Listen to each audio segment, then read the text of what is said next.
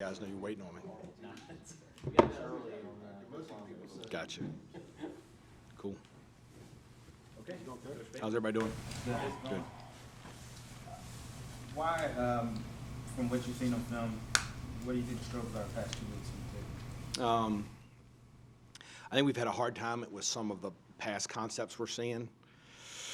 And I think what happens is with some of the youth in the secondary and then having to move around with the linebackers a little bit, we just don't have a lot of banked reps when it comes to certain things. And I got to coach them better, and we've got to be able to translate. Exactly. It's hard to practice exactly what you get, right? The enemy gets a vote, right? So we've got to be able to handle some in-game adjustments a little better than we have. And I think that's the problem with youth, right? When you've got immature kids or you've got kids that haven't played a lot, and then you try to get them to go do something that we haven't practiced, that's where some of our challenges have lied. And so I got to do a better job preparing them for some of that stuff. And then I think I felt like we were a step behind on all those throws against Pitt. I got to find a way to get them a step ahead. Not looking for excuses, but how hamstrung are you because of the cornerback situation? It's more like how we prepare. We know we've got to protect them some, and I haven't done a good enough job of saying, you know what, we're going to live with some plays out there. I got to do a better job with that, and I think going forward that's going to be our mindset a little more. What's the balance of keeping their confidence up, the younger guys, and living with those plays? That's a factor in it too. I think with Storm Duck and Hollins now, those are two kids that we think are really good, going to be really good players. I've had it happen to me before where you put a young corner in who's not quite ready, and it takes you another year to get him back. I think with Patrice Rene, I think when he was a freshman, from everybody I've talked to, he got thrown to the wolves a little bit and took him a year or two to get him back. I don't want that to happen, and so I'm trying to manage their reps. And also, I think they have improved. So I think as they get more practices with the ones, as they get more reps, as they get more game reps, they'll be better, and then I think we can allow them to go out there and be in one-on-one coverage a little more. Is there another position that's comparable to that in the sense of mentality? And like, if you lose somebody and it takes a long time to get them back? I think quarterback. Quarterback. Yeah. I think probably O-line, but I think the O-line doesn't the media and the fans don't see it as much probably as with an O-lineman. But we've had some D-linemen, some young D-linemen that have made mistakes. But when you make a mistake in the secondary, it's different, and they know that. So we've got to do a better job of what our job is and cover people when we have the chance to. And when we do that, we'll see success. What have you seen out of Don Chapman that got him to get the start this weekend? Started against Georgia Tech, and then we kind of had a bye week, and we kind of felt like we needed to get some older kids on the field. I thought against Georgia Tech he played well. He had an interception. I could just tell he wasn't quite ready. Kind of like the same conversation we had. And I give Don a lot of credit. He's worked his tail off. We have felt very confident if he had to go in the game, he could. And then so against Pitt, we were having some struggles, and I felt like making the move, and I thought he came in and really played well. He is going to be a really, really good player here. We're very fortunate he's here. I texted him after the game, and I said, I cannot wait to coach you for, I hope, 3 more years. Is he one that you're not really worried about? No, I'm not. Don Chapman is a tough dude. Comes from a tough place. He decided to come out here. He could have gone to about anywhere in the country. I'm not worried about his confidence a whole lot. He's going to go compete. Did you recruit him to the Army? I did. I was his first offer. Okay. That was the connection. Yep. It's actually pretty crazy, yeah. Because we offered him, and then he got offered by everybody, right? He committed, I think he initially committed to Colorado, and then they got fired and committed, and then he was going to go to Washington State and decided to open it back up because he was getting, I think pretty much everybody on the West Coast recruited him. And I got, we kind of, Tim Brewster and I, after the first signing date, said we got to try and find another DB. We need another DB for this class. And so we, John Mark Hamilton and the recruiting staff gave us a list of about, I think it was like 400 kids that had at one point had a BCS offer and weren't committed in the first signing date. So the first 200 came off because they weren't good enough. Then you start looking at grades and you start looking at, well, he really is committed. He's just going to wait and all that stuff. And it ended up being about 10 kids we liked. And I was like, Don Chapman, I know that name. And so I think when I messaged him, I think it was Christmas Eve, I got him on Twitter and said, hey, why don't you call me? And we talked, and it was kind of like, yeah, I got this going on, I got that going on, coach. And I kind of talked him into coming out here. And I think he came out here and really enjoyed our players, really enjoyed Coach Brown. And we're very fortunate he's here. He's going to be a really good player. Pickett had some success scrambling and got several first downs. When something like that consistently goes wrong, what is the issue on defense for why that actually? Yeah, I don't think if there's one thing I would fix it. So part of it is the coverage we're playing. We're trying to protect people, and so we've got more people in coverage. And so when he does break the line of scrimmage, when the D line does get an escape hatch opens up, we're further away with the next defender to go tackle him. The second thing is, we're getting after those guys who rush the passer, and you can't handcuff them. You got to let them rush. And so we had a little bit different structure out there, and so sometimes we had some guys that probably made some decisions that I wish they hadn't, as far as pass rush lanes go. And so there's that piece of it, right? And then, we weren't able to pressure as much as we normally want to, tribute to Pitt. And so I think we were a little bit of,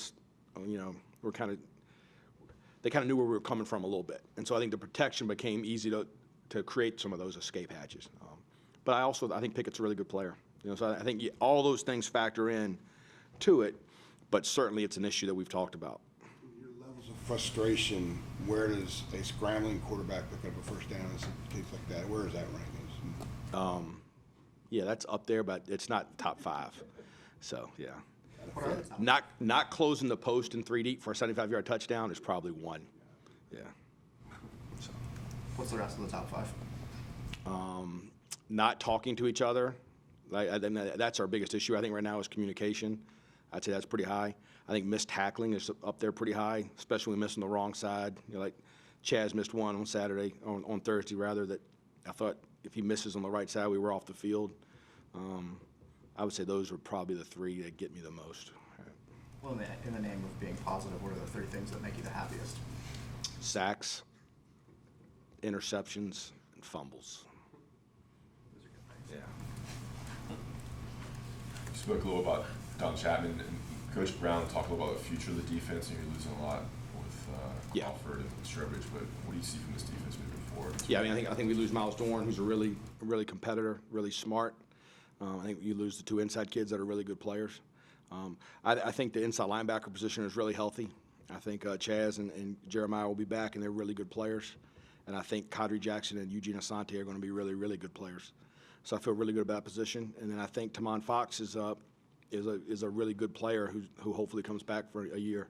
I think he's a really, really dynamic player. And then I think in the secondary, we're going to have a lot of kids that can go out there and cover and allow us to do some of the things that we want to do, coverage-wise, as far as being able to have 5 DBs on the field and some of that stuff, which right now we're struggling to do a little bit. So I'm excited about the corner position moving forward. I'm excited about safeties moving forward. I thought Cam Kelly, before he got hurt, was going to have a really good year for us. I think we get Wolf back. So I think the secondary is going to become right now is, I don't say a liability. Right now it's something we've got to handle a little bit differently than we want to. I think that's going to become a real positive moving forward. I mean, the key is going to be the inside kids on defense, the 2 D tackles.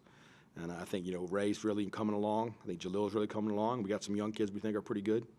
And hopefully on December 20th, whatever, we're going to be better there too. What does senior day mean to you? You've only been around this group. Yeah, so I would say the thing I've been most impressed with these seniors is I think I'm their 3rd D coordinator. For most of them, we're their at least 3rd or 4th position coach in some cases, and they have never blinked. It's never been one time, well, we did it, what about this way, or I like this way better, or this call's too hard. I mean, they have really embraced what we're trying to ask them to do. I think they're really good leaders. I think they compete, and I think there's a bunch of them that have a future to continue to play. So Miles Dorn, obviously, Dominique Ross, they're the two D linemen, Jason and Aaron. There's Alan Cater. There's a lot of good players, so we're going to need to replace them. Is there anyone out of that group of seniors that you have that we might not know as well that's kind of made an impact on you? I don't know. I think you kind of know all of them pretty good. I guess there's not a whole lot to choose from. Yeah. Obviously, I spend most of my time with Miles Dorn. So my relationship with him is one that I really value. I think he's a really cool kid. I think he's played all but 9 snaps this year. And when I try to take him out in practice, he gets mad at me. So for a kid who's got a future probably to continue playing, and I'm his third or fourth position coach and third or fourth D coordinator, and for him to have that kind of relationship with me he's a pretty special kid. You described him as elite smart before. How quickly did you recognize that, and what does that mean for you when you have a guy that you could speak at that level? Yeah, so like when I first got here, he was injured, so he didn't in the spring. He tried to go a couple days and couldn't really go, but he would write, like we were first installed on the defense. He had these like 3x5 index cards. He's writing notes down. I'm like, this dude, man, like how about a notebook, you know? And then I realized like he's got like 50, like there's like a stack of these things, and he's going through them. Like he would prepare for a class. You know, these are my flashcards I'm going to review when I'm in study hall or whatever. So pretty quickly I could tell that football made sense to him. His dad played in the NFL for 7 years. He's been a pretty good player for a while. So I tell all the NFL scouts, I've sat in enough of those secondary rooms. Like Miles Dorn will make your team because he's gonna be able to play both safeties. He's gonna be able to know what to do at nickel. He's gonna know what to do at speed linebacker. He's gonna cover every kick. He's gonna show up every day, and he's a pretty special kid. I wish he had another year. Anybody else? Guys.